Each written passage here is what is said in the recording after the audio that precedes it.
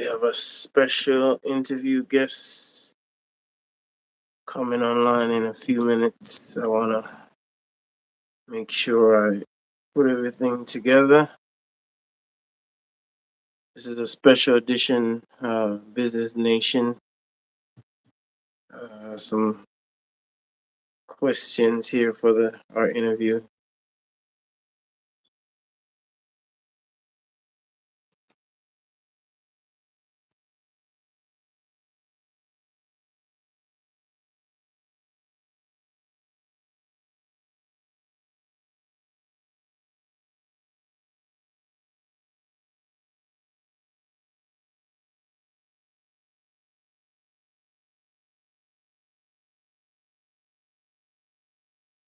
Yes, this is Business Nation, Godly True TV here. Everyone that's tuning in, we're coming on live, getting ready to bring on our guests. Prepare yourself. Getting ready to I will bring on our guests, asking some questions. Prepare yourself. Getting ready to we will be asking some questions. Learning a lot of new things. About his journey. Asking some questions. Learning a lot of new things. About his journey. Yes, this is a moment where we want to understand, the journey of others, and we want to grow and develop, and just take a tip here, an insight there, and really understand each other. Um, we are putting ourselves in a position where we can sit back and learn from each other and develop. Um, we are going in one direction, in a sense, but we need to learn, of those that has done it already, and we have really transformed, you know, our minds in order to adapt to this new uh, internet age, internet times. Learn how to use technology, to move forward in certain things, and really develop. And we're gonna see how our guests, use that to his advantage. And we're gonna dig deep, into his past and his childhood. What gave him inspiration to be great. Yeah, just find out what really, um, fueled him. What was his source of purpose. What was his um, what was that fire that kept him going? In the middle of the valley. Sometimes those are the stories that are not heard.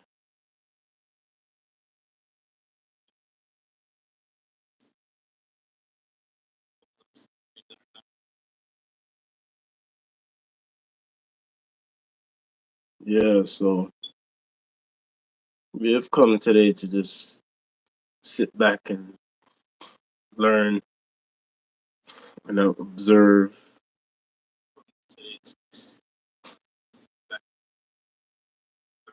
Yeah, so sometimes we can partake and put our 2 cents in, but sometimes we have to develop on a different scale.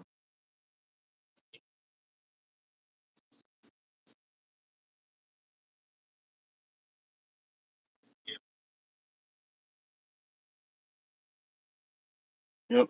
So we are ready to start.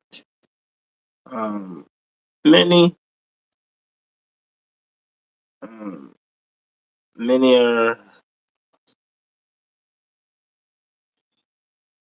are looking forward to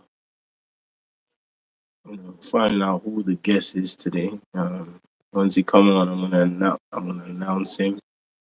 I'm gonna make sure let everybody know, and then let's sit back and let him, you know, explain and show you who he is.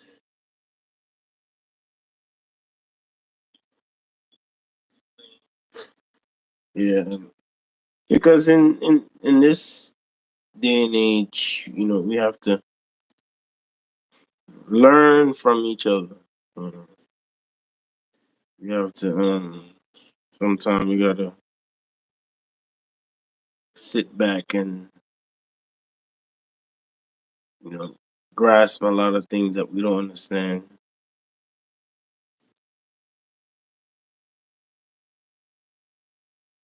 Yeah, especially people that has done it before.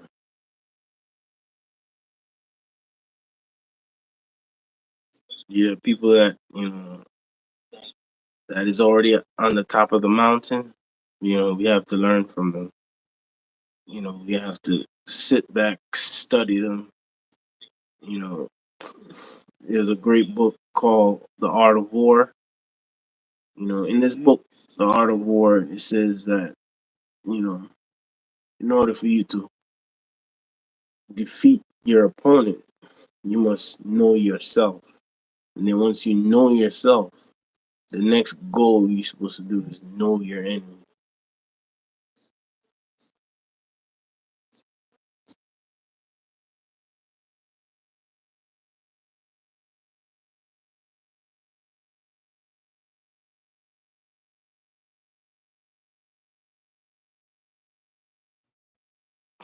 Yeah, so we are in the book of the Art of War, we have to understand that it's a constant battle, so you have to know yourself, know your abilities, know your opponent, and also be on a spectrum of understanding, and also can sit back and study and evaluate others and learn from others experiences other than yourself, so that you can apply what you learn in your situation. Yeah, so our guest is on his way. He's putting things in motion. We're gonna really start things on uh, a really healthy footing. We're gonna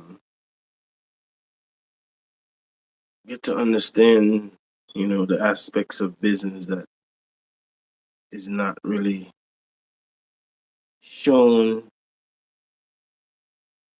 every day. You know, behind the scenes, the CEO, this executive. The hard work that has been put in that we don't normally see because we're not at that level. Finally, a CEO, a a business mind person can let you know what does it take to get to the top. What is the cost of cost of doing business at the top.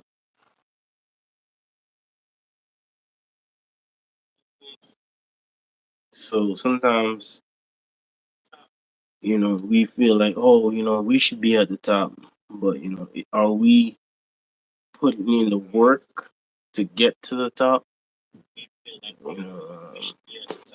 You know, are we doing the due diligence? To get to that level. Are we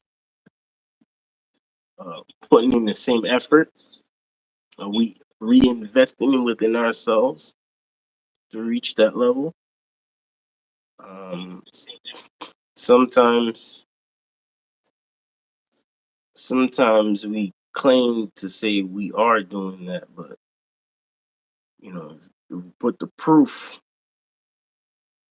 in the pudding,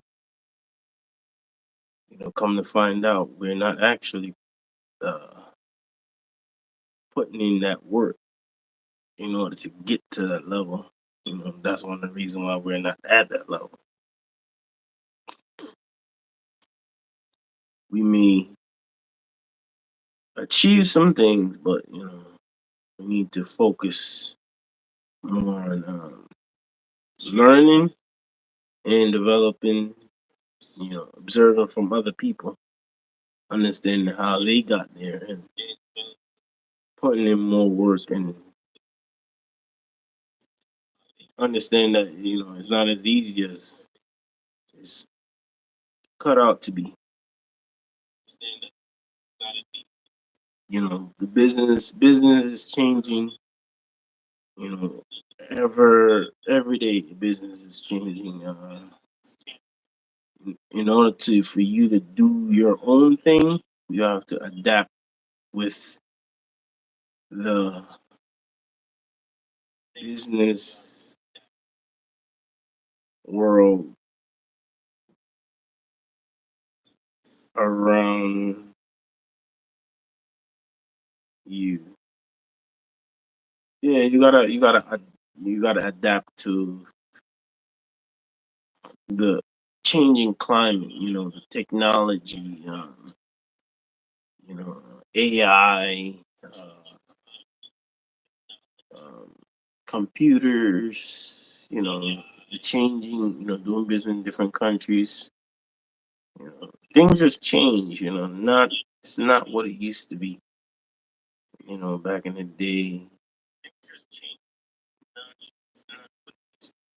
So we have to stay on point as far as when it comes to learning from others, and we have to be have a mindset like, okay, if I don't if I do not know how to do something, I must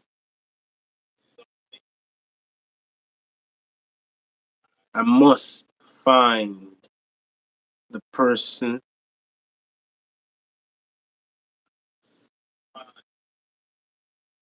with the skills, with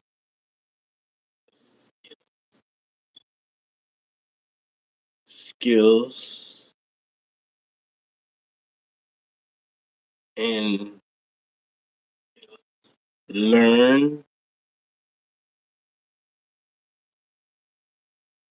from them. Yeah, so we have to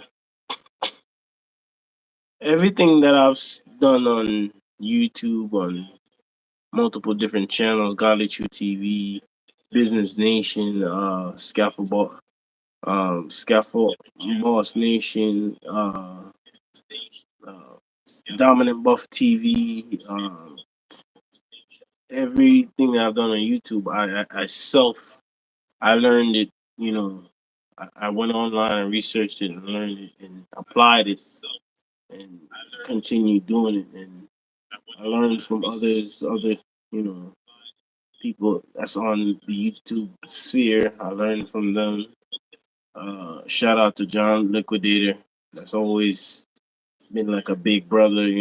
Always encouraging me and you know you know giving me big motivation. And I really want to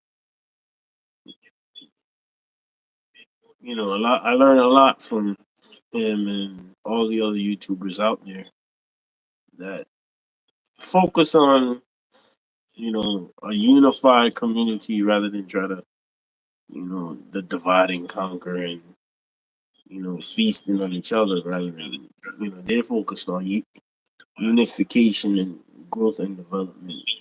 And things are changing every minute, but we don't need to be against anyone. We just gotta stand together and be more smarter, more intelligent, outsmart the machine.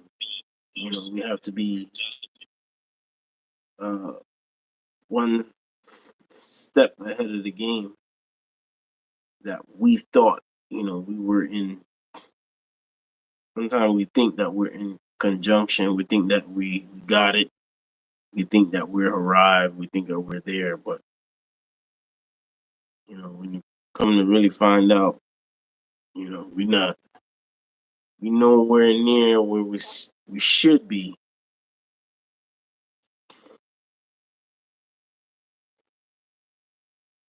Yeah, we're nowhere we should be. Now, finally, our guest is finally here. Lori Lawrence, the CEO of Porgy Incorporated. He's now coming on. Welcome, welcome, welcome, welcome, welcome. Finally, finally got you in here. Yeah, I'm hearing you. I'm hearing you. Oh, okay. Yeah, okay. So you say you only have 40 minutes? No, that's fine. I've got time. I've got time. I just Okay, okay, that's good. That's wanted good. to Okay. get to this. One of my first question I want to ask is what were one of your first inspiration, starting you on your journey to where you are today, as a child? What started your spark of development, like what gave you that that flame, you know? I think two things. One, I guess I'm a natural entrepreneur. Typical story. When I was at school, 7 years old, I went to the local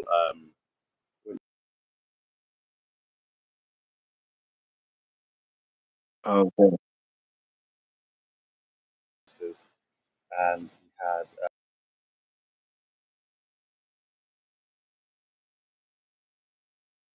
and I went in there and said, "Can I have these posters?"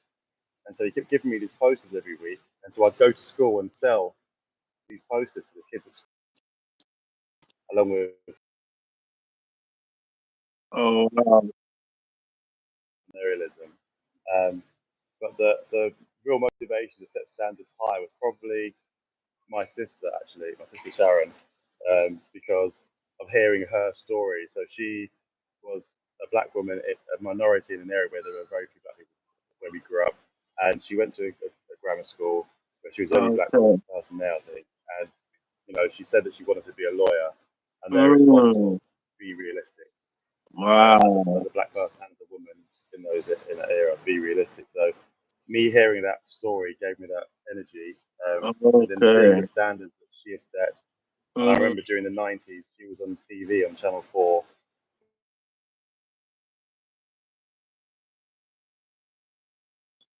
My friends were seeing this on TV, which for us was just out of the mm, worldly. Um, so for me, that was very inspirational. Seeing the adversity, seeing the standards that could be set so close to home, and that made me think, right, I can't just do what everyone else is doing. okay.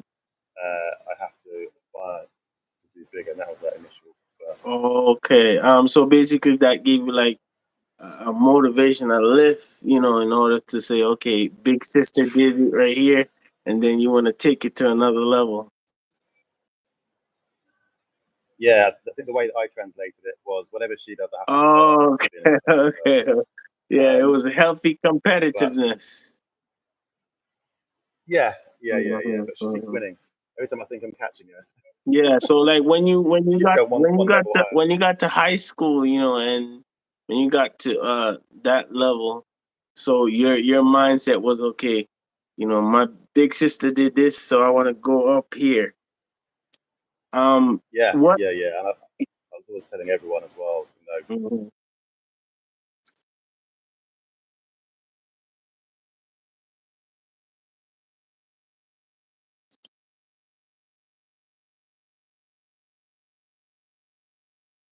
Okay.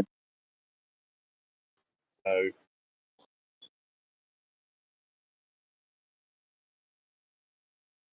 even when I think back now Mhm. to my school, I don't know anyone who became professional like that really, which is quite sad, I think, of the environment. But that was it. So for me, that was, and then also as I got to learn lots more of the family.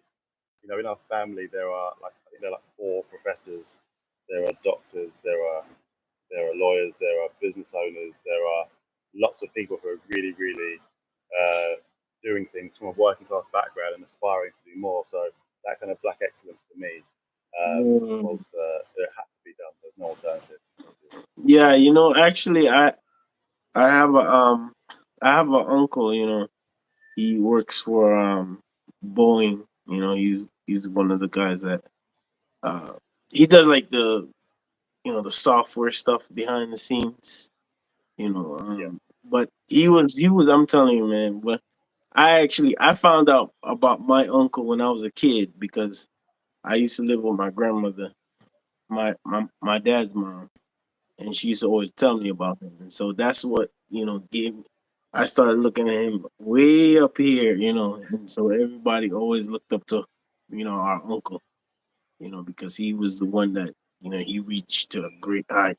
He's yeah. one of the alumni at Michigan, and so he's really up there. So when you started out your journey, you saw your sister getting to a certain point, and you start to sell, you start to develop the mind of business. So what the next stage of your business journey. What was your like uh your hit and miss moments where you learn from it and then you develop on top of that?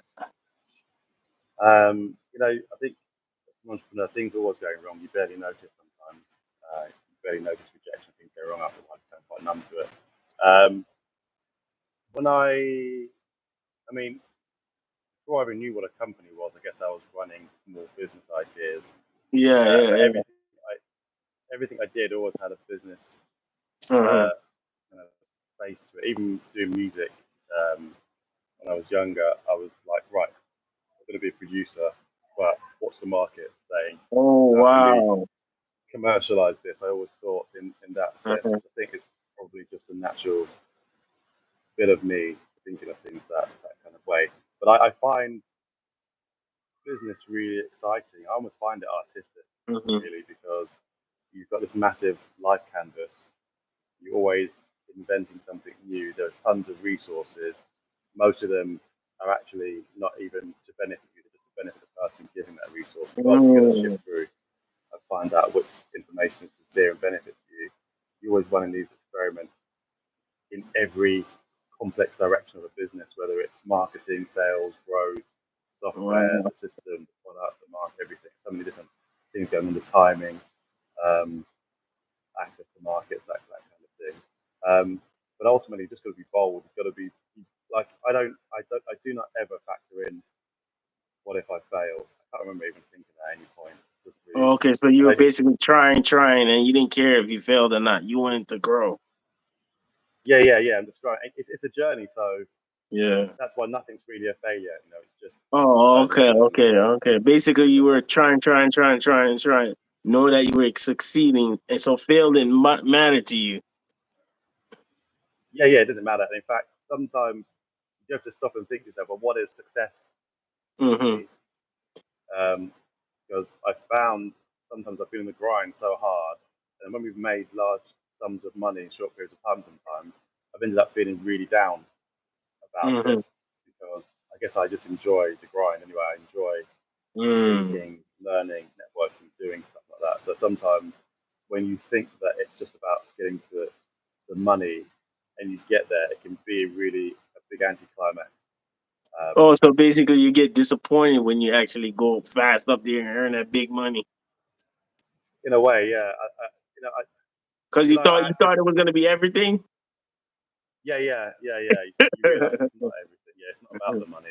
You start telling yourself, Okay. oh, it's about generational wealth. It's about I think because of way about how it's, this. I think the way how it was promoted, they think that, you know, some people, when I see the promotion, like when you get to certain place, you know, it's gonna be amazing, it's gonna be awesome, no problems, you know.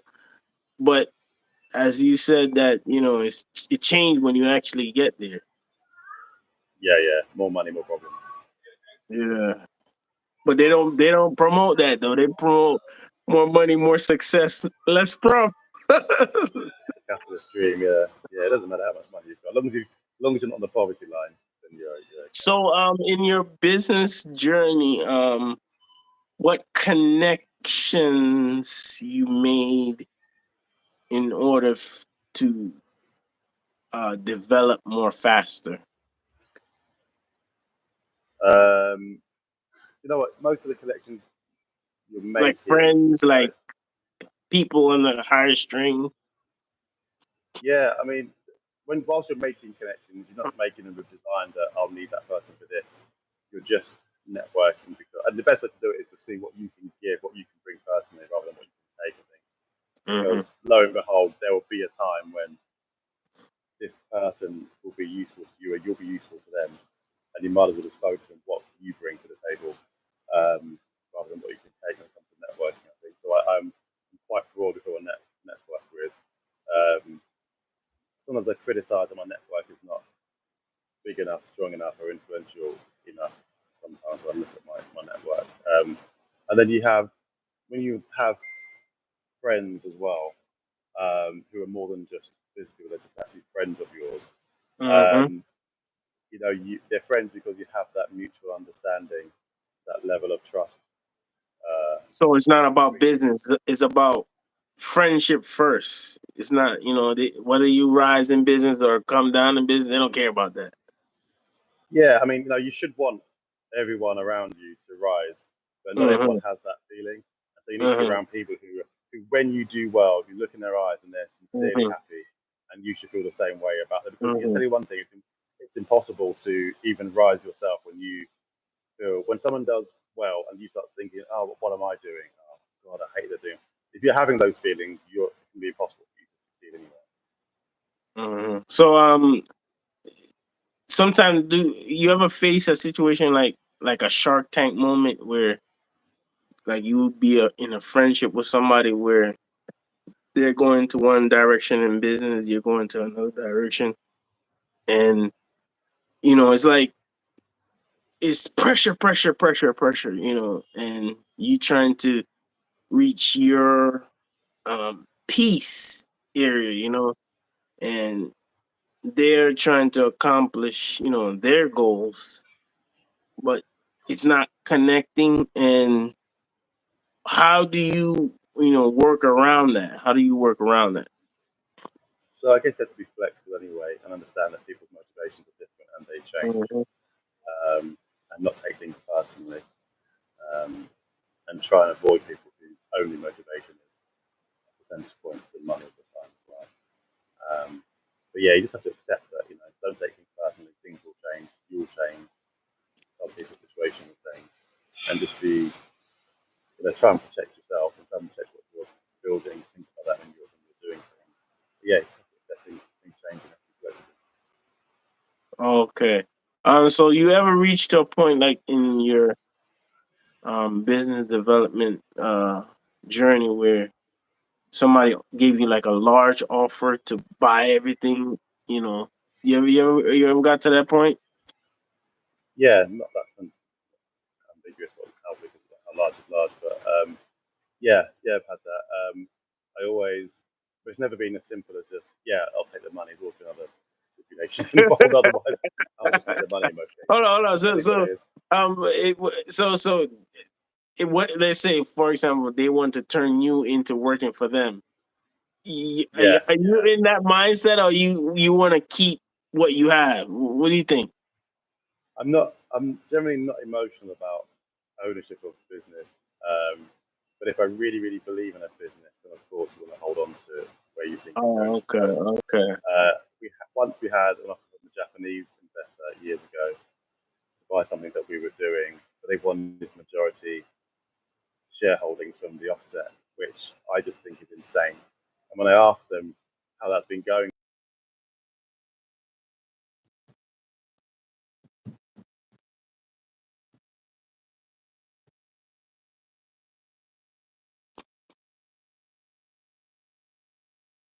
Mhm.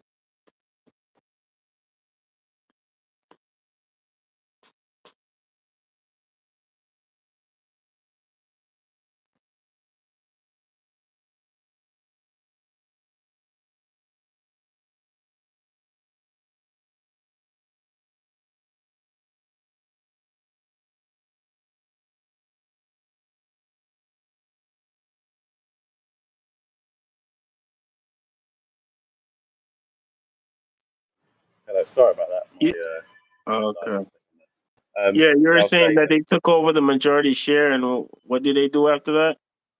Yeah, it didn't work out whenever they did that because you cannot completely demotivate the founder of a business and expect them to still work equally as hard and as passionate. So if a founder's always release about 20% of every funding raise of the business as they grow and the whole gets bigger, it's 20% every time. If you say right at the beginning, I want majority ownership of this company, so I'm the other the new investor is the ultimate decision maker and beneficiary of a business. But I want you to still, as a founder, work just as hard and passionately to build this money for me. No one's ever going to do it unless you're a Mm, complete idiot. No one's ever going to do it. And I just found it insane that they kept on doing this. Like, I think they did about 100 investments like this. None of them were mm, working out. And they were like, well, maybe there's other things going wrong. Their management's not very good. No, your management's not very good because you can't see the fundamental issues with the way you're mm, investing. You know, ultimately, people make assumptions, and sometimes those assumptions become really big false flags for how business should be done. That was one of them. I mhm. see lots of them in the VC space, um, and they can be really, really damaging to businesses prospering. So basically, what you're saying is that by them getting majority, it kind of clouds their judgment. They lose focus on working hard and building it, and the ship basically get a whole bunch of holes at the bottom of the ship, and it sinks to the bottom of the ocean. Yeah, they just don't care anymore. You can have a founder who doesn't even really care about money so much, but when you say me, who knows very little about your business, that you know everything about, I'm I'm going to control it. Um, it's like a massive kick in the teeth, really, for any founder. That's what never works out. Mm. So, since you've been on your business journey, have you encountered situations like almost like a crash? You know, or are you ever suffer any like major financial losses in business as far as like you were in charge of something and it went down, like that? Well, I mean, my background's capital markets, on the stock market, so we always have crashes every 5 minutes. It feels like there's always major global events happening when you're in the office and everyone's Hmm. considering jumping out the window because things have got so bad. And I and my colleagues just became numb to it really. I remember explaining some events to people and then just being, oh my god, how did you?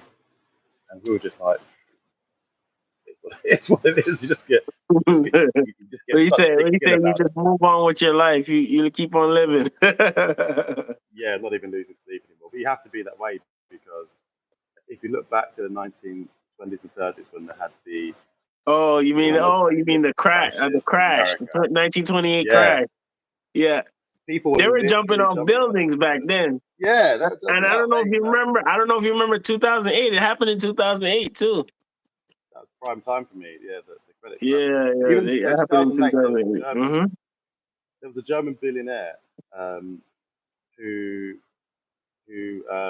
when the credit crunch happened, it basically killed his business within a few weeks, bankrupted him within a few weeks, right? and Wow. he jumped in front of a train.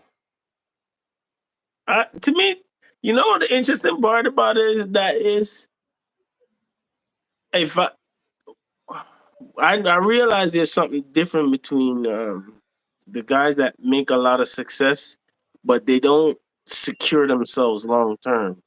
Those are the guys that always end up crashing and burning because if your business is structured at a place where in one day it can be wiped out and you don't have nothing else, that's a problem. You're not preparing yourself But to a certain level. Because I know there's that's the some sad. people out here that they if they lose everything in one day, they don't have to worry about okay, I can survive.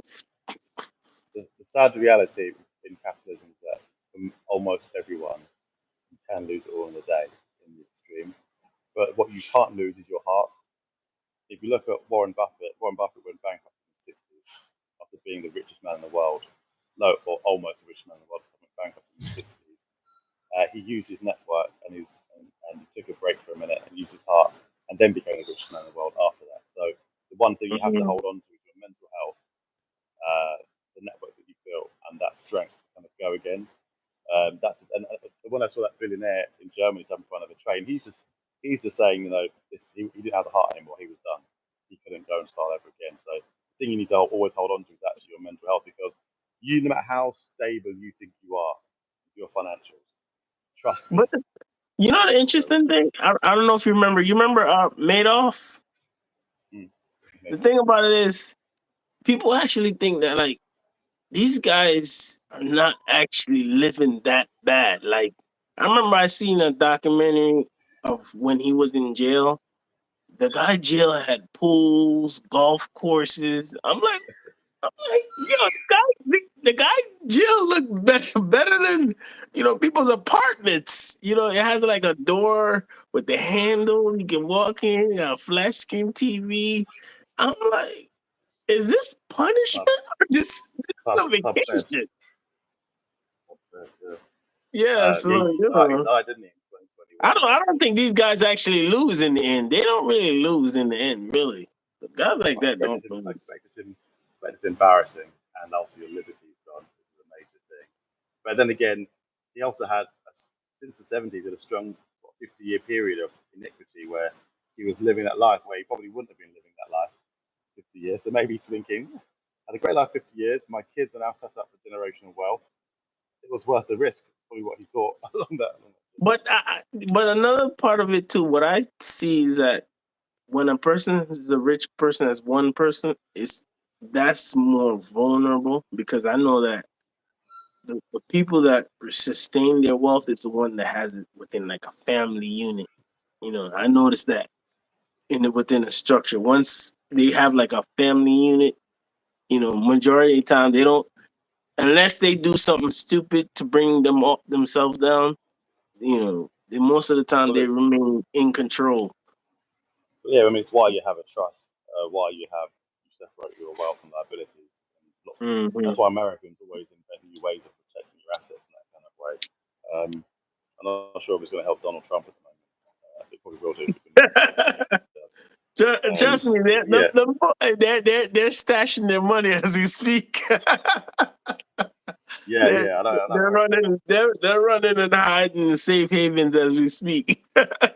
America's love to become You- uh, bankrupt what and I go what again. I notice, well, you know what I notice. I noticed that there's certain families, they'll do business, but they don't actually do business with their money.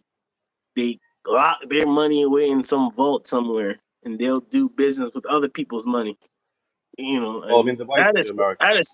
that is to me like a note to the person that they're using their money. That's kind of horrible, but to them for them it's smart.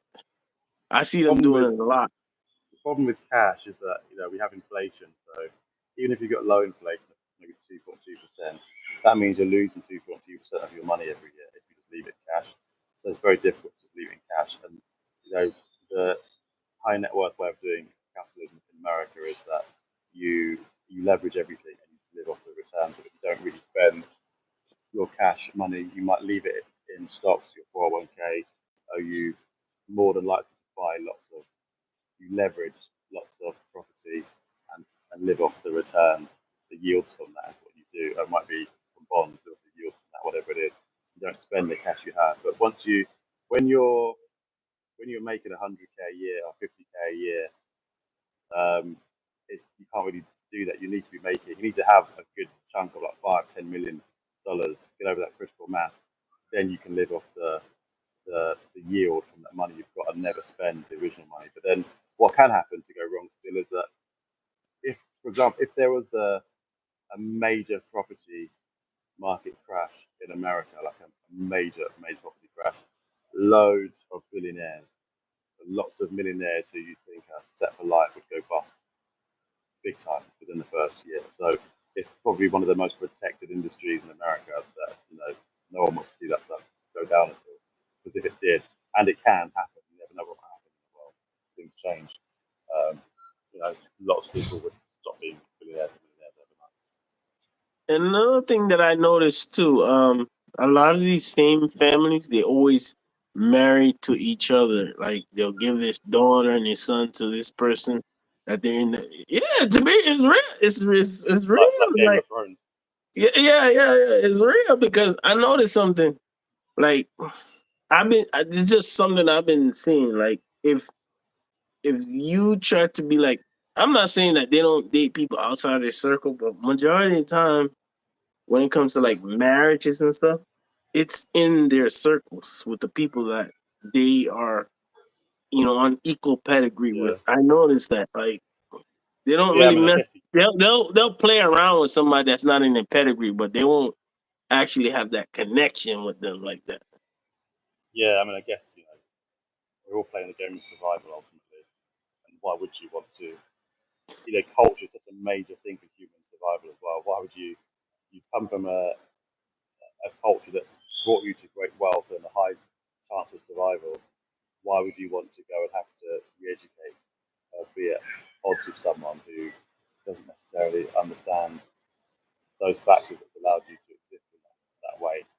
So I can see why you'd want to stick with someone else who is wealthier, educated, progressive in that kind of, or maybe conservative in that kind of sense. Like these people actually break up relationships because of stuff like this, and they actually like take their son to another country and marry this person because of business agreements. Which is to me that sounds, in my mind that doesn't sound, that great, but it's almost like a network type of thing. I know that's what I've been noticing about them. It's almost like a Yeah, I mean, it knit makes. even group together. I mean, you know, average people around the world find that insane because they've got nothing to. They haven't really got anything really. So what is there to do that for? There's no. People do it for other reasons, I guess, for like religion, like family land sometimes, and things like that. But you can see why it's more relative if you're highly wealthy or have power. Hmm. It's a very old thing. And another thing I noticed too, they're like, for example, if somebody is like the head of the family or something like that, they'll they won't give everything to like one family member. They'll create like a trust, and they'll create like a network of stuff where if I sue you, I basically can't get any of the money because the money is not attached to your name. I noticed that Yeah, about them, yeah, and they basically yeah. set up almost like a money trap network where you can't even touch the money, even if you want to. Even if you're married to their daughter, you can't touch the money. Yeah, makes sense. That's exactly what I would do. Yeah, for the play defense. Yeah, I definitely I've been looking into certain videos, and I used to wonder like how these guys get sued and they don't lose their money. Then I start to realize, oh, this is what you're doing. Even 50 Cent. Sorry, I'm bankrupt. But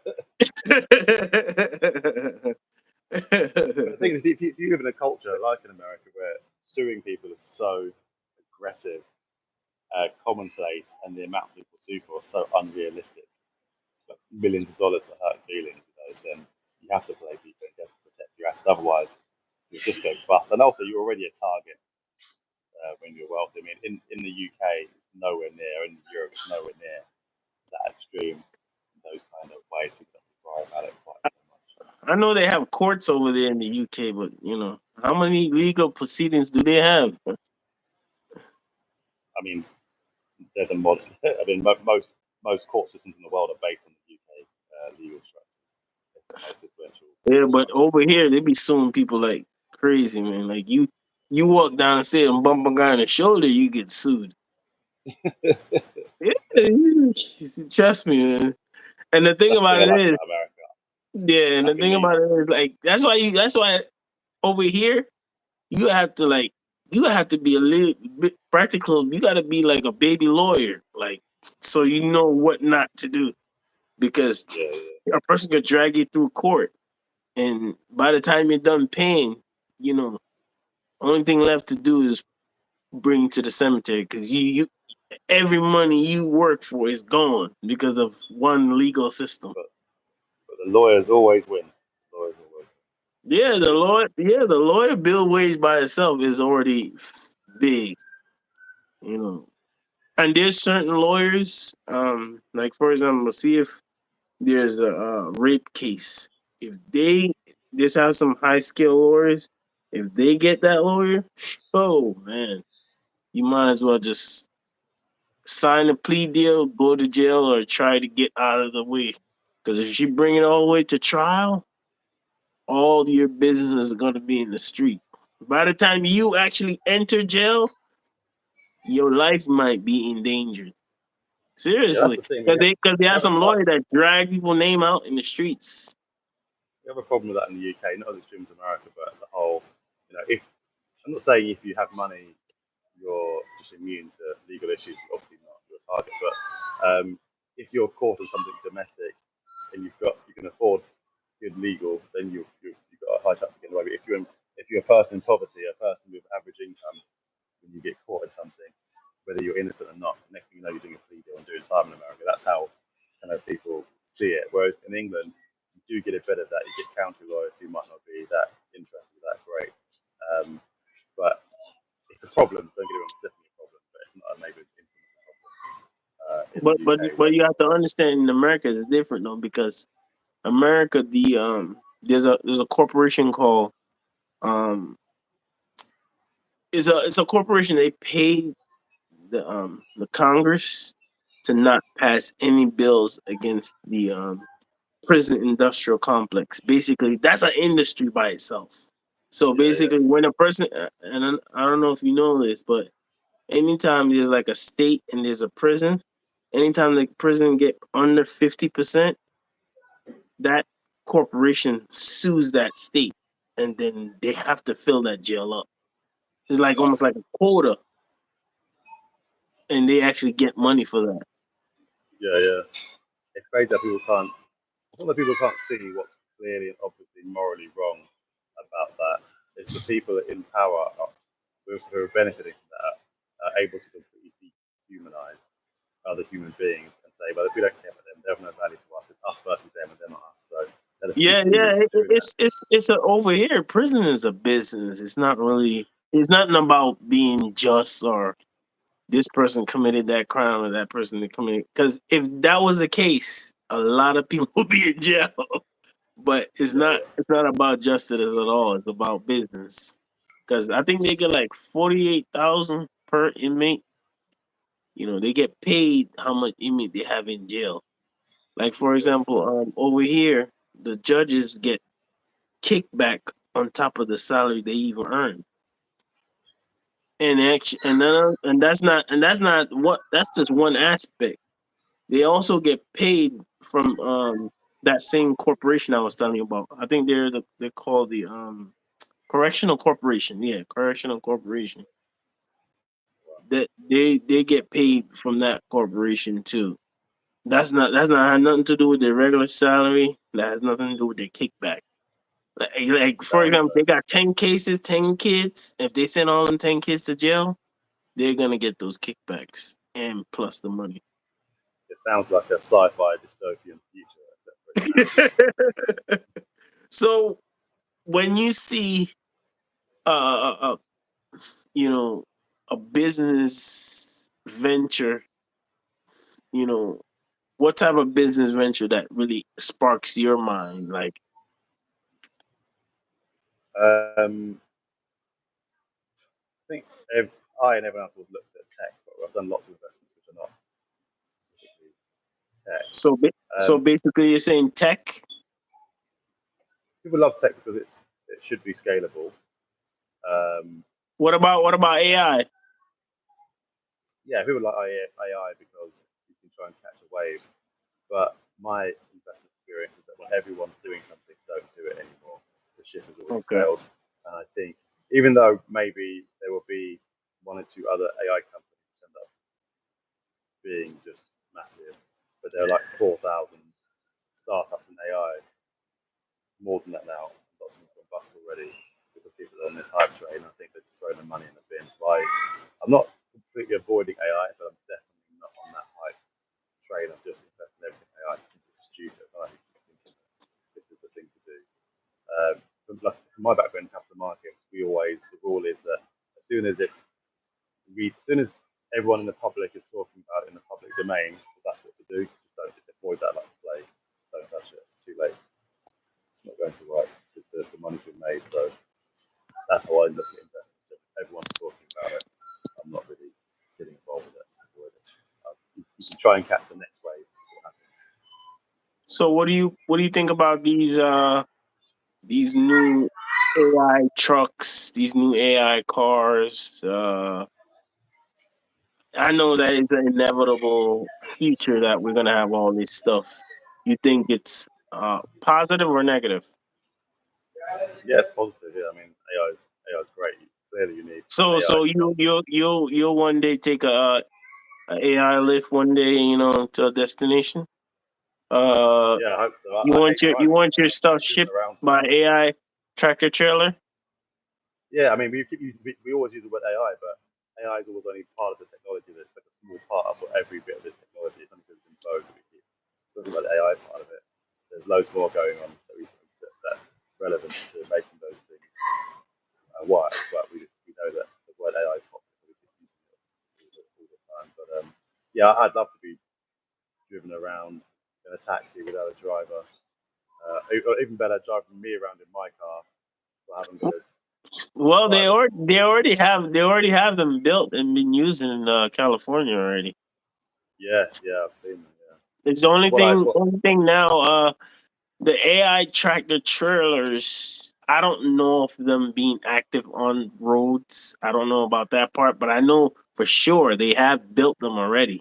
Yeah, They're actually in testing. I think they're in testing mode right now, trying to get them I'm just approved for the road and stuff like that. But people always get worried about AI becoming like Terminator and just wiping out the human race and taking over everything. But you mean the George Orwell type of stuff? yeah, I mean, 1984 George Orwell wasn't about AI, but no, George Orwell is more about what's happening in the present state now with the way that things are done and propaganda. But the Terminator way of like Yeah, AI Terminator: Rise of the and Machines. and just realizing that actually human beings are trash. And I can't argue with it. I can't argue with it. That's the thing. I think a lot of humans think they're probably not wrong. If AI took over and was like, no, the problem with the planet is humans, none of us could argue with it. We'd be like, yeah, we destroy the place. It's true. I don't even argue about So, moving forward, AI has kind of have like two modes right now. Uh, the one aspect is controlling, and the other aspect they're moving and transitioning into right now is autonomous. Do you have a problem with autonomous, or you wouldn't have a really issue with it? But there's another factor in this equation also too. Let's say for example, a person went into an AI cab, right? And that person was uh, identified and let's say that person is, wanted. What would the AI do? Like would It's the definitely one AI way to get taken would to a the police AI station. follow the system mandate and turn them over to the to the police, turn them over to the FBI, or turn them over to the CIA or something like that? Or would it Yeah, that would just bring suck. them to a certain destination? What do you think about that? Oh yeah, definitely take it to the police station. But that would suck. But then again, if you think the issue with crime, right? You remember the movie iRobot? You remember the movie Robot? I forgot what it's called. I RoboCop. yeah, I Robot with Yeah, RoboCop. iRobot and RoboCop. Yeah. But the thing with crime in a country is that crime exists. Crime should only exist where there's poverty and no solution.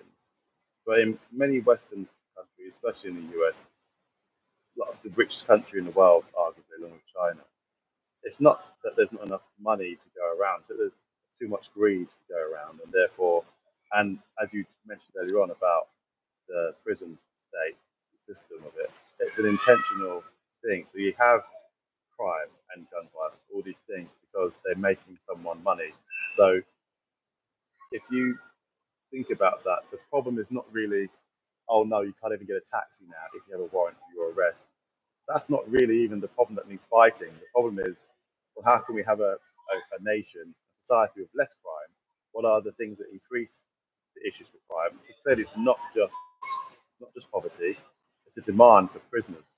The demand for Mm. prisoners is what creates that issue. So I wouldn't even really be worrying about, oh no, my liberties are being taken because if I do a crime, I'm going to get caught. I mean, you should get caught if you're doing a crime, and ideally the laws are fair and just. Hopefully, it's not always that way, but you should get caught. So I don't think that's really the problem we should be worrying about.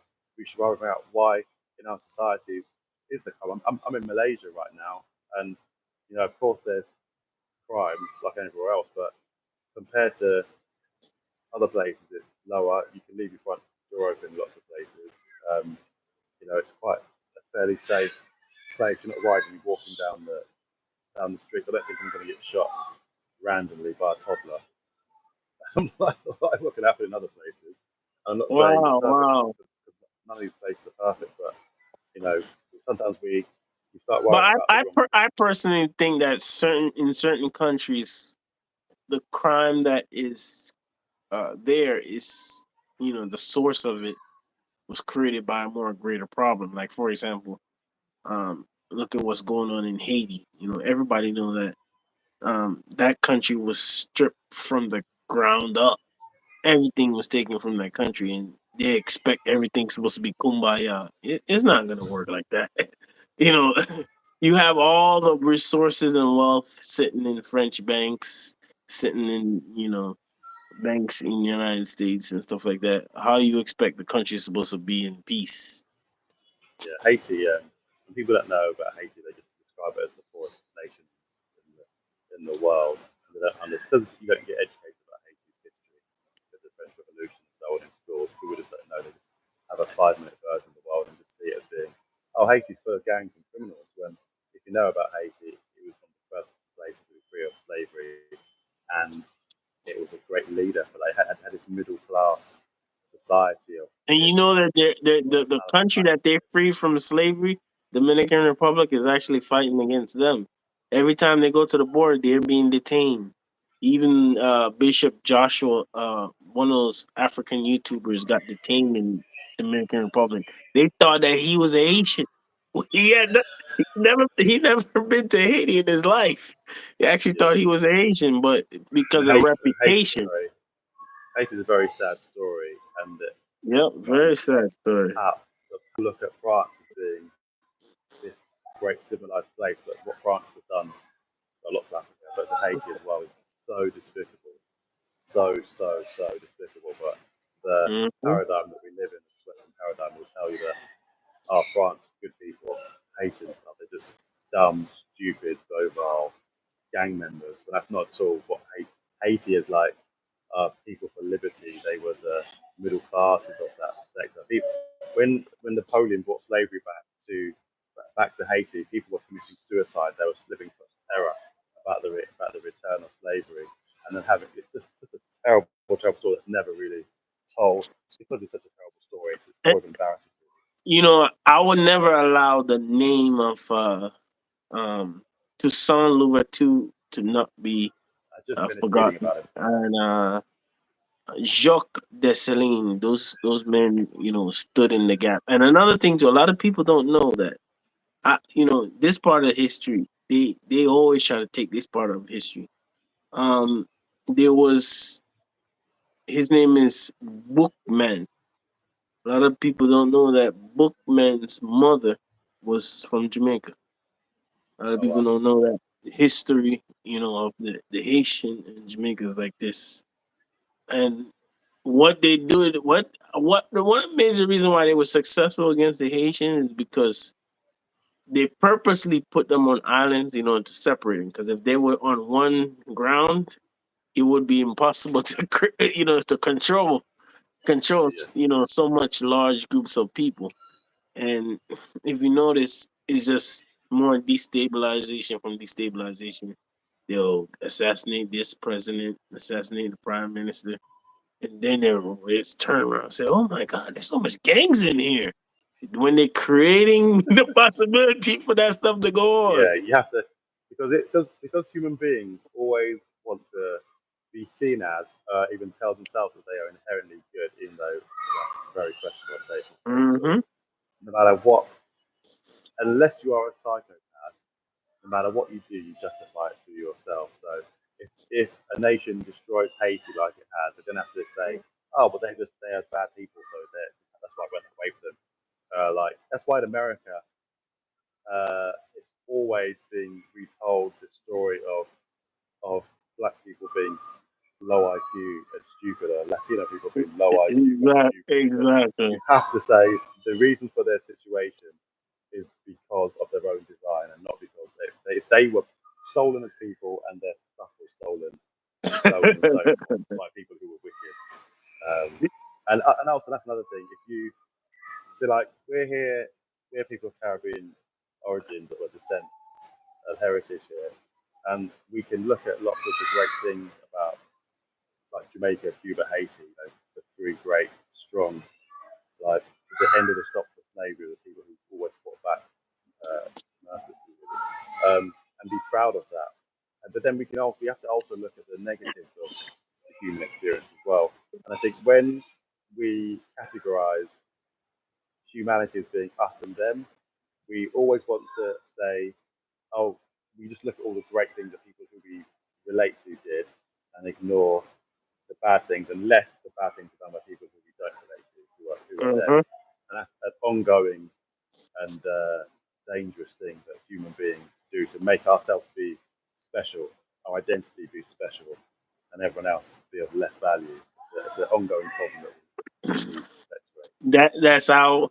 That's how we end up with degrading and end up devaluing others, and then the next thing you know, people are trying to orchestrate final solutions and trying to get rid of people because now these people are less than, so these people have to be get rid of.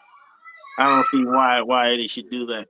So when you started your company, do you think that like it was something that out of inspiration, or is something that you felt it within yourself that this is the track that I'm gonna remain on basically for the rest of my life, or is just something that you were doing to pass time? Neither of those things really, not for the rest of my life. But it was a problem with Pidgey. It was a problem that I kept facing again and again and again, and everyone I spoke Okay. was having the same problem. So I really wanted to fix it. Um, Yeah. Anytime you get involved with a startup for the long haul, people think, "Oh, I'll fix this in 1 year, it'll be good to go," but it's like a 7, 10 year thing. So you have to put your mind to know that it'll be a Okay. long term fix. So that was yeah, I really wanted to fix this particular problem. I think lots of secondary benefits in society can come from it, whether it's through sustainability and ESG and helping people kind of increase their incomes around the world, especially in emerging nations and frontier nations. So that was a great benefit as well. And it was a market that I know a lot about and learned tons more about since we've been doing it. And for me personally, Mm-hmm. you need to have something that gives you motivation in the morning. Yeah, that's why I said in the past, whenever I've made large sums of money, it's Mm-hmm. really bothered me because I had to start thinking, well, what was I getting out of bed for in the first place? I was getting out just to get excited about making some money. When we made too much money that we couldn't spend in any 5 year period, it really was negative. And I think it was Richard Branson that, and I don't think he was the person that came to this line, but he said that you should feel the same way about success as you should about failure. And it's very, very true. It's one of the most powerful things you can do. If you don't fall off a cliff when things go wrong, and you don't jump into the sun when things go right, you'll be okay. Mm-hmm. Yeah. So basically you had a problem, you solved the problem, and then creating an avenue to create a business to be more creative and just doing what you naturally been doing for a long time. um Another question, uh do what is the future of your company, and where do you see it going, and are you trying to push it in the direction of creating it bigger in order to sell off? Are you trying to keep it for a long term, or you waiting for something to go down to do something else? What's your Um, future I would, plan for it? I'm a stock market guy. I would love to list it in due course one day on the stock market. That's what would be my ideal scenario, to list on the stock market. Um, in the US and UK, that would be my ideal outcome of this business. Um, I'm sure So expand sometime. into other countries, that's your saying? Yeah, I mean, the global part is built anyway because it's about tourism that global part of it is part of it's kind of baked So into. you ever thought about like teaming up with like sponsorship with like because you know how some businesses they have like if there's like a real big business, they'll team up with like a sports team, or they'll have like a basketball team as a sponsor. They'll have them on their shirt. um you have a lot of businesses, they'll give actually athletes what they call NIL. Basically they'll pay they'll actually pay the athlete for their name, image, and likeness, so that they'll be able to use it in uh, commercials and do all that type of stuff. It depends the scale of the financing, and if they're able to do stuff like that. You ever Yeah, see like a future like that, or you seeing more like a low key thing, or we definitely or don't you have want any. to do commercial level stuff, or you want to do on a different scale? Yeah, we don't have sponsorship money. We don't have that kind of money for sure. Right now, we're about brand awareness and conversions at that particular pain point. So working with merchants to make our application as low friction as humanly possible, and them as motivated as possible to offer that solution at that pain point that happens with something every day. That's our main focus. If we were to, in the future, maybe we'll get some kind of brand people that maybe be a famous person in that particular region as like a brand ambassador. I'm sure those sort of things will happen in due course as we continue to grow. Yeah, So I don't know if you realize that a lot of the companies that used to remember back in the day used to do commercials on TV. A lot of those companies that stuck with that model really, they kind of they're actually entering the grave. They if they don't keep up with the trend of like the social media, trying to keep up with that. Majority of those companies they end up, landing up in the graveyard. Like for example, I don't know if you ever heard about these giant places they call malls. Well, one what time they were a thing, for people. what did you say? Bongs? Huh? What did you say? Bongs? No, malls. It's a Oh, place where you go into stores, a whole bunch of places sure, with yeah. stores in it. In here, over here, all the malls are dying because of like Yes. online and the commercial and yeah, like because That's of what I like about business. That's what I like about because business. of Not the good online business. because of online is killing all the malls. Like all the malls are literally dying. Like they're like on Yeah, life support. that's what I like about business. It's the capriciousness of business. That it's always evolving, always changing. If you're resting on your laurels, if you're sleeping, you're gonna go Yeah, so extinct. basically That you like to change and adapt type of way. adapt or die. Yeah, you have to adapt or die. And that's the Hmm. thing. If you as soon as you haven't got enough heart anymore, give it to someone else to do. You've got to consider have you got enough heart and enough energy and mental capacity to do things because if you have to be always willing to adapt. If you're looking at the numbers of your mall and it's not working out, you need to be investing in some other inspirational founder who has found a alternative solution to what you're doing. Otherwise, your kids, which is the nightmare of all wealthy people, your kids will not be wealthy anymore. They'll be back to square one. And everyone knows going from working class to hyper wealthy is almost impossible anyway. So you don't get two chances in generations to do it. Mm. Well, I think when you have your kids, you got to teach them how to first appreciate, like teach them how to do things by themselves, so they appreciate things, and also teach them how to manage their money. Because a lot of parents, what they do, they treat their kids almost like animals. They feed them, they do everything for their kids, but they don't train the kids how to first appreciate hard work and actually they don't teach their kids how to manage money. So when they actually grow up, they end up living the same life their parents lived. Now that not necessarily be bad, but you want to be them to be ahead of the game, not just catching up. You know. Yeah, I think with hard work, I think if your kids see you working hard, they'll work hard. Simple as that. And how you respond. If you come home and complain all the time about have a negative attitude towards things, they won't see that as a good thing.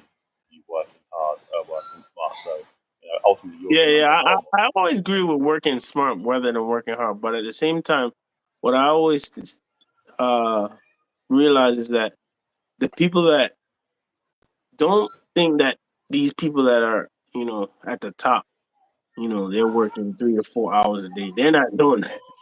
They're grinding.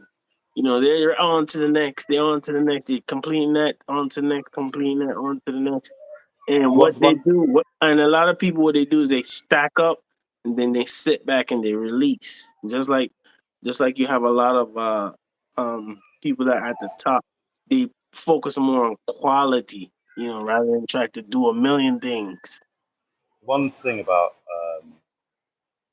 the kind of social adventures of survival that we've invented as humans is that we obsess about work sometimes because we live in a capitalist society where capitalism wants you to exchange your labour for money and benefit a minority over the majority as well. So you're celebrated when you're spending your whole life doing 70 hours a week when you're not really living at all. And you shouldn't be doing 50, 60, 70 hours unless you have to. And you can see a way out of it as well.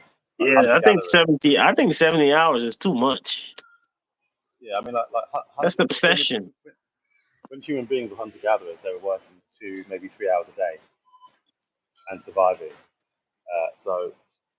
But then when we had like feudalism come in, people were working 60, 70 hours a day. They were working ridiculously and still had no I end to it. think a person should work, um, and they should set themselves up in a position where when you get to a certain place in your life, like when you get to a certain age, you don't actually have to work. You can just sit back and you know, allow residual, to all the work that you've done in the beginning to help you on down the road. Because ain't nobody wanted to be working at 45, 50, or 60. Nobody want to Hey, work at that age. that's not old. 45, that's not old. We're I'm not so saying upset to hear you say 45 that. is not old. 45 is not old, but nobody like 55. when a person gets to like certain Best age, years. they don't want to be working. Like Yeah. lot of, like right now, I'm working, but at the same time, I'm with a lot of older folks, like people in their 50s and 60s. They say they don't want to do any work. You know, but they have been working since they were like 18, 19, 20. And stuff like they don't want to What's going work on in anymore. America?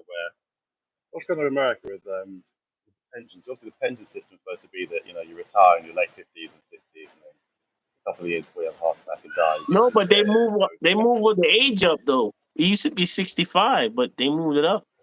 that's 67. That keeps getting worse. But on top of that, I see Americans like you speak to a police officer in America. Oh, I've retired, and they've got a job as a security guard. What's the point?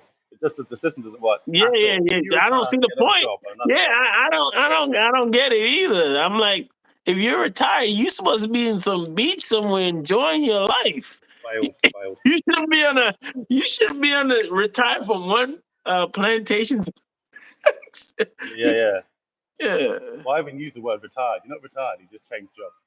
Exactly. And another part of it too, over here, when you retire, you now actually have to work less. You can't work a certain amount of hours. And another thing My too, parents. if you work big money when you're retired, IRS will come after you, man. They'll hunt you down.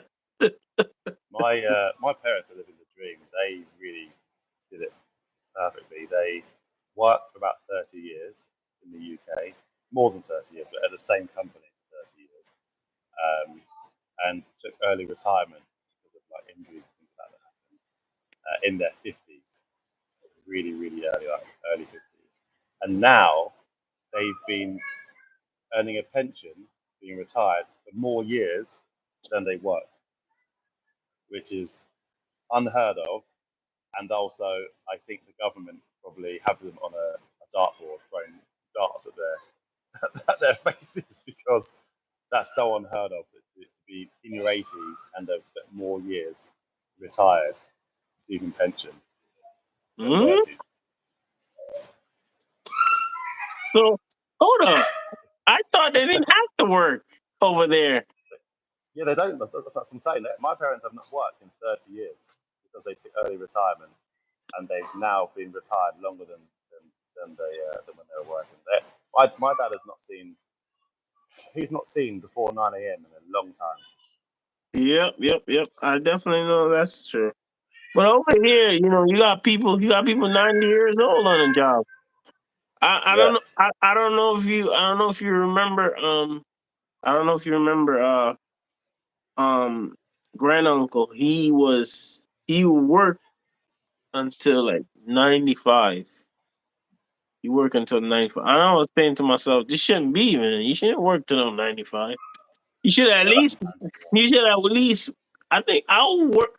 I personally think like even if I'm retired, I wouldn't want to just sit home and do nothing. I do want to like be active, but active don't mean that I'm on another job. Active just mean that I'm doing something that I like. Yeah, that's the thing.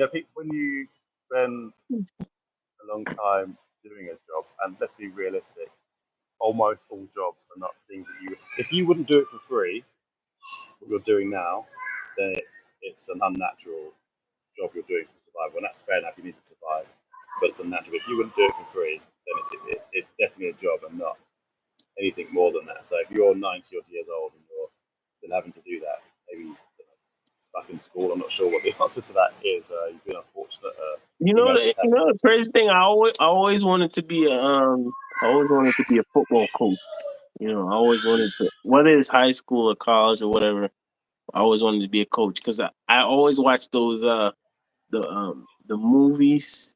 I remember I watched Titan and Denzel Washington. Man, I'm like, oh man, I could deliver that speech right there because I remember he was talking to his students. He was letting them know that I must see you develop and train.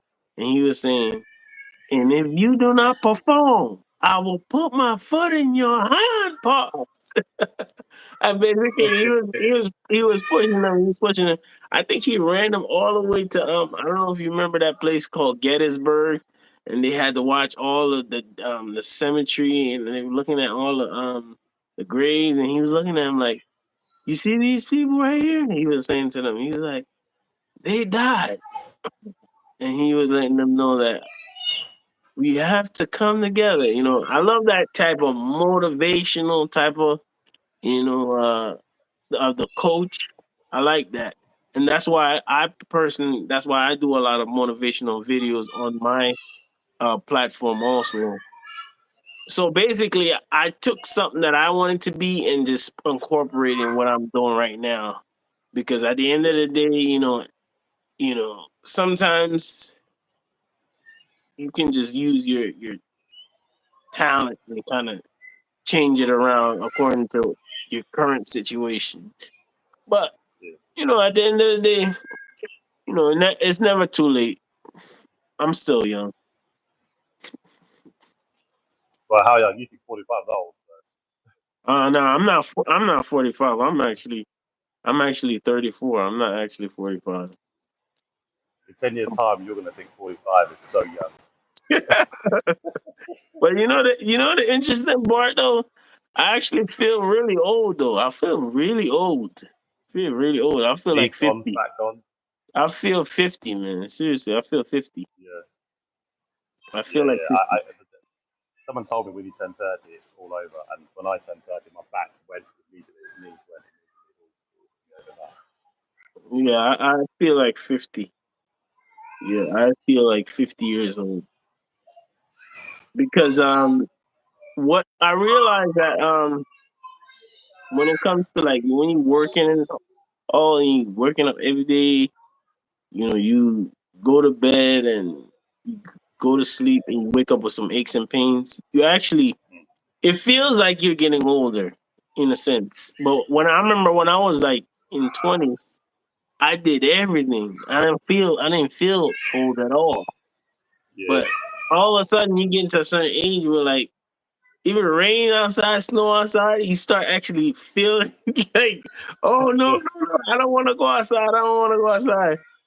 Yeah, but to me, I understand age now, but early 18, 19, 20, I don't really know what age was. I just think that everybody's moving as fast as we're moving, but you're really in a different world at that time.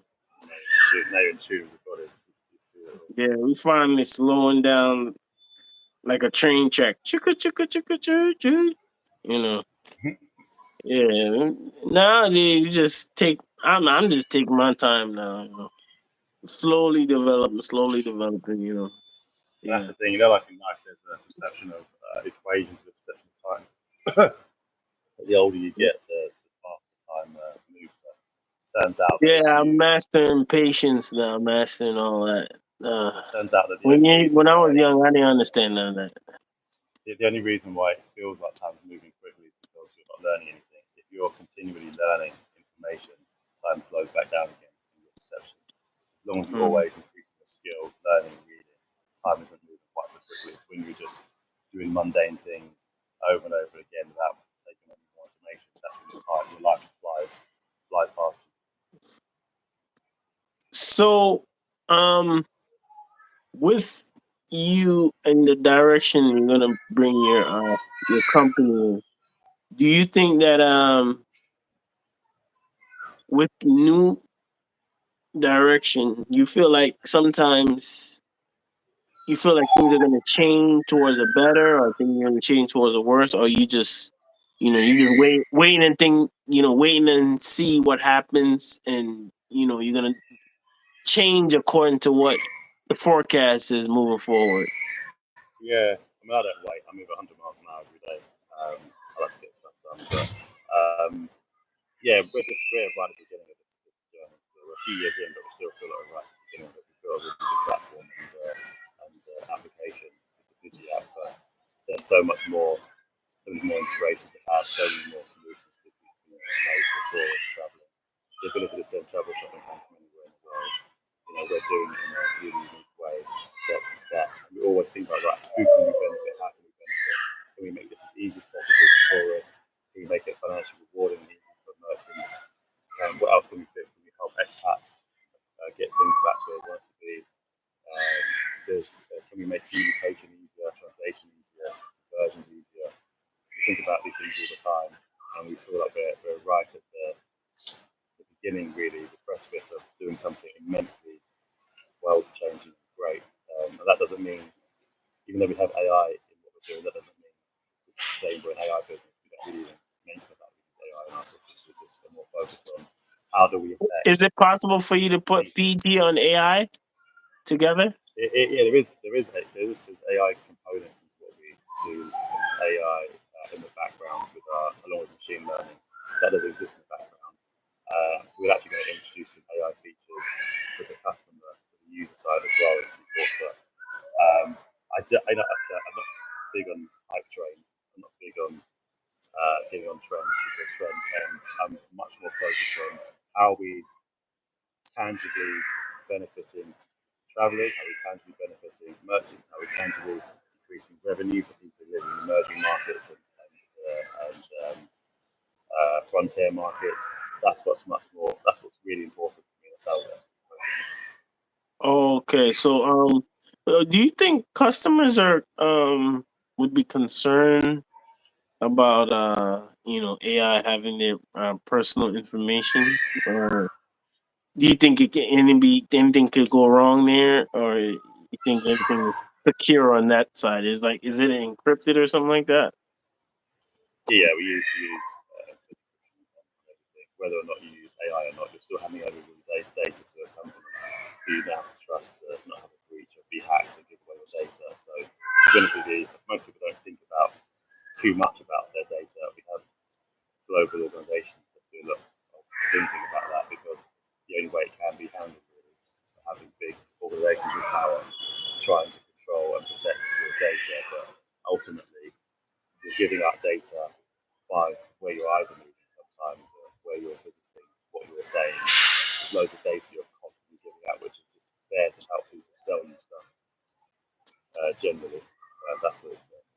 So does the app have like a internal VPN help with the encryption and stuff like that? We don't use VPN, but it's all encrypted, all the data. Okay. So with the so now as we discussed the AI part, does when is the next update for the PG app? Like We just released. when is it gonna when is the next new revamp coming? 2025? So we just released our 46th update recently on Android. But What month was the update? maybe 2 weeks ago. 3 weeks ago? February. About 2 weeks ago in February. 2 weeks ago? Oh, okay, Um, okay. but that wasn't a major update. We've had two major versions, and we are going to release a third major version in maybe 3 or 4 months from Okay. now, which will be a game changer. So our version 1 that we ran a pilot for in Bali, Indonesia, had lots of promise, and we could see how it could work, but it wasn't really working end to end properly. Version 2 now works end to end. People use it. It's much easier. It takes like 2 minutes to onboard a shop rather than a while before. 11 seconds to list a product rather than a while before. It's all much more intuitive. But the version we're working on, along with some really good UX UI people in the industry, is going to be mind blowing. We want you to be able to use this thing because logistics is really complicated in the background, but we're all about making it seamlessly interactive and simple for users. And some of the features we're going to be releasing, the look of it will be different, but the features we're going to throw into it are going to be mind blowing. So we looking forward to releasing it. With the coming updates, do you does the customer would they be expecting any changes externally and internally as far as the app is concerned, or I would say like structure changes, or everything is gonna remain the same? It's just gonna look different. There's going to be structural changes. I think the fundamental parts, like our the Digi button, our kind of social kind of communication we have in there will still remain, but we're going to be having a lot less stuff. We'll actually do more, but look like less. That's what Okay, okay, okay. So, how, I wonder, how many countries does it like fully operate in, as far as I would say they can use it as far as um, like, currently does it work in certain stores and doesn't work in certain stores? currently it can be used in 117 countries in the world. 178 countries? 100, 117, oh, 117 countries. 117 countries. Okay. And any merchant pretty much anywhere can just register on the app, go to the Okay. shop within a few minutes, get verified by us, and then start using it. So whether it's the customer asking the shop or whether it's a shop telling the customer, pretty much anyone can use it in most. There are a few countries we can't use it right now. Okay. Yeah, yeah. So with these updates that's coming and all these new changes, do you see, like, for example, for the near future, do you see like PG getting like new partnerships or new groups or new connections, in order to get more exposure? Yeah, Whether I mean it's whether it's social media, TV, or whatever it is that is out there to give it some shine on it, to join. we're currently Like, talking for with example, like I wonder if, like, is PG planning on doing um like merchandise? So, like, for example, you have a lot of places they'll put your stuff inside, like the airport. So if a person come by, they'll buy it, and then people actually look at it and say, "Oh, this is from this." yeah, so we're currently talking about the tourism board about partnerships to increase their kind of exports and their interest in tourists in their shopping areas, including here in Malaysia right now. And then also with duty-free malls and shopping areas and airport shops as well, to allow customers to pay when they buy the product, have it just be shipped home directly from duty-free as well. So we're doing lots of partnerships to make our products more accessible for users at those at the pain point situations. Um, and then other partnerships like tour operators, hotels, airlines, all that kind of stuff. So there's tons of partnerships on the at the moment. Yeah, yeah. So that sounds great. Um, does is you, as the founder, have you been looking into, like, um as you see the coming changes as far as advertising? What do you identify as the future, and are you making plans to, as far as, like, connect with like trends? You see trends going up as far as advertisements and everything. What's your like, what are you picking up on as far as the next leaf in the next evolution of basically advertising companies, and getting your brand out here? What's the next leaf, Um, that because it moves so quickly with marketing, you always keeping an eye on what new trends and what new tactics are working for people. So everyone's trying to copy uh ideas.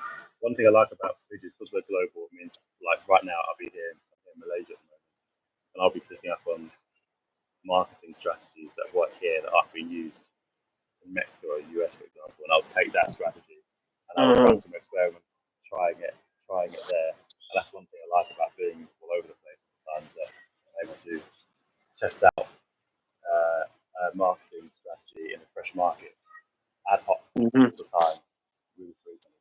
So I really like that. But also because we have this sales academy that post.com for salespeople to sign up and work for us anywhere in the world who live in a tourist region. We like to learn from them as well. The reason why we even do it that way is because like for me to go and understand your region might take me 10 years to understand it deeply. Whereas instead, I can get someone who can do a training course, learn how to use Digi, and use their experience, their lifelong experience in that region. And that includes marketing, not just Okay. sales and communication. It includes marketing that works in that region as well. We can learn from them and therefore be much more cost effective, lower our cost of acquisition, increase our lifetime value of our merchants and our conversion rates as well by doing that. So we don't kind of just have these static sat on a high, this is the way the marketing should be done. We're constantly learning from all of our teammates around the world and from just other companies, how they operate in different parts of the world and trying as well. Yeah. So another thing I want to look at too is that with the projection of where um things are changing in this digital age, do you see PG going in a direction of um like a AI, stuff that you can just maybe you don't have to everything will come automated and stuff like that. Is that the future of PG, or you're thinking you would have to maintain some measure of control as far as being the guy that started it all? Yeah, I mean, unfortunately, there's no magical AI machine yet that just run the whole business and take care of everything. I expect there will be. I hope that I'm a post-capitalist, so I hope there will be, but right now there isn't that. So yes, loads of work So for what us. about if the robots want to take over? You okay with that? Doesn't matter if I'm okay with it, does it? It doesn't matter. That's to do with power. People that ask you what you want to happen, they like, I have the power now. I'm taking over. When people say about the risk of AI taking over the airplanes and taking over industry, I morally, I can't. I can't be angry with that. I mean, it's evolution. Life evolves, and maybe AI is part of the next phase of evolution. We have to remember, over 99% of all living things that ever existed on Earth have gone extinct. So we will go extinct at some point. Okay. So with the AI feature of PG, do you see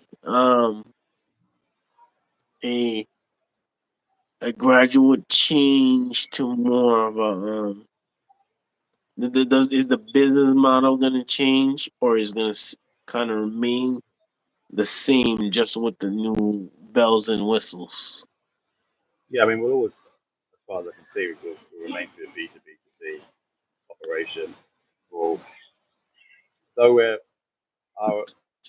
we deal with merchants and our brand awareness with tourists, I understand that there are other use cases for our system, such as hotels, third-party agents, and malls for expats. There are lots of other use cases of which we will bend and So you can mold use that. PG at a hotel?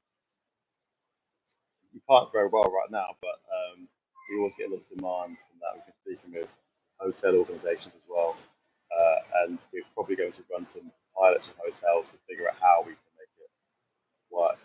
Yeah, but Area. I don't get it. What packages would be sent from a hotel? What are they gonna send a suitcase home?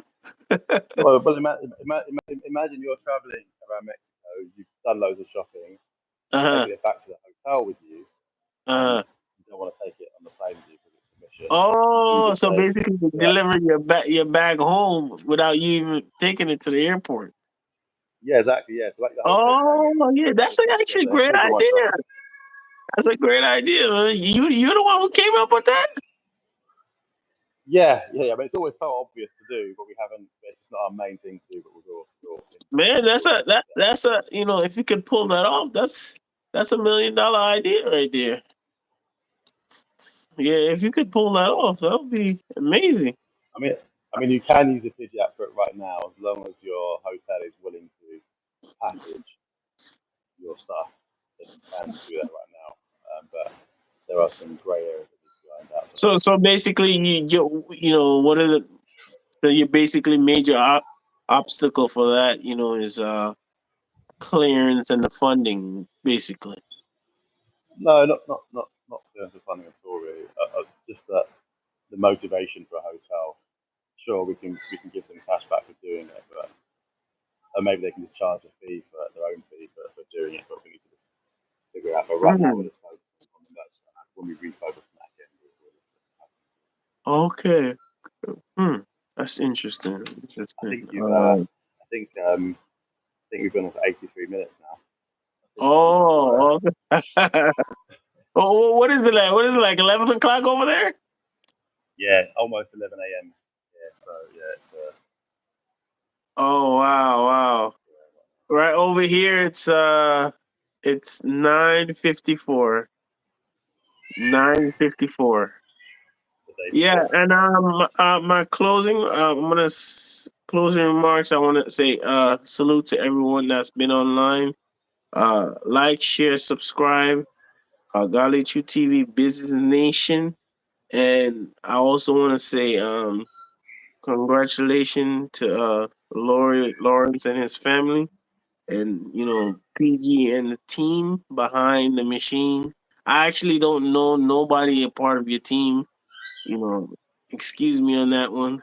Maybe you can give them a shout out, and people work with. Yeah, we've got a really good team. We're all of our team are from emerging nations. We've got Nitin from Kenya, from Nairobi, who was in Asia for 4 months last year, and we've got Toby from Nigeria, from Lagos, super smart guy as well. We've got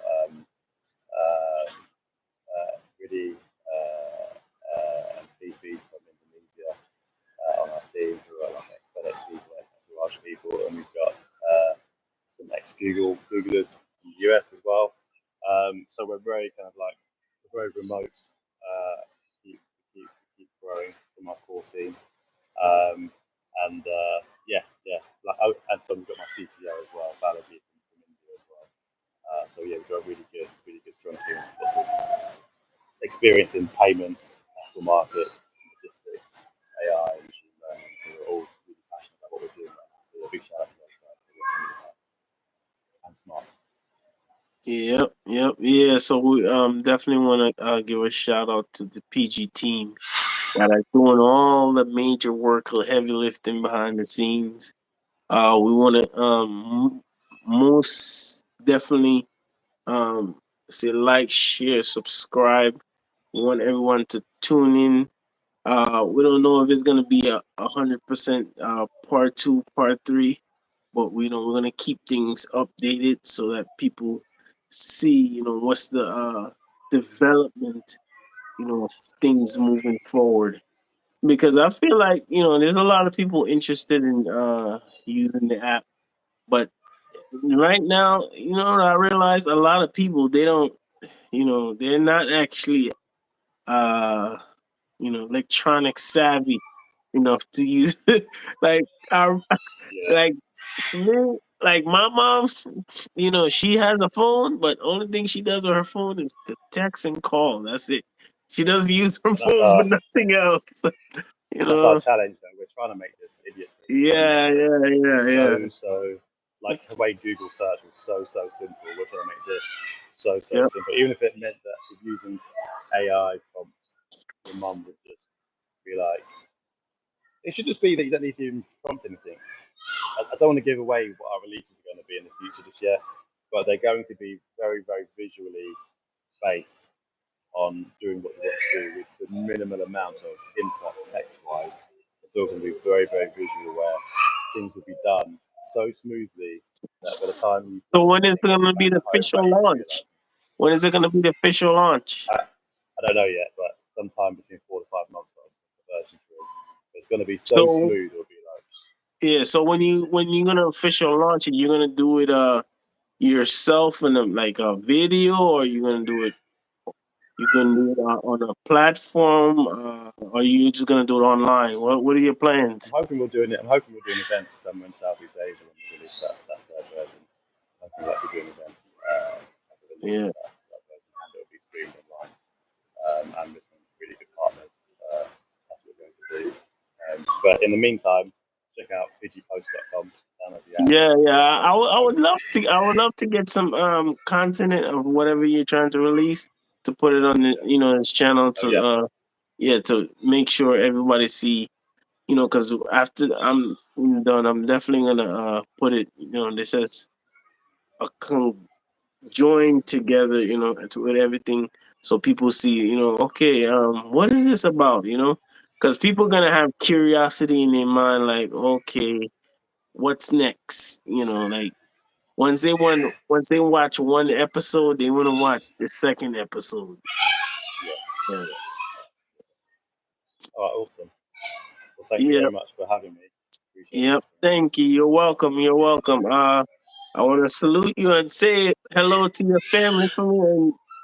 And anytime your you. dad called, Likewise. tell him Winston said hi.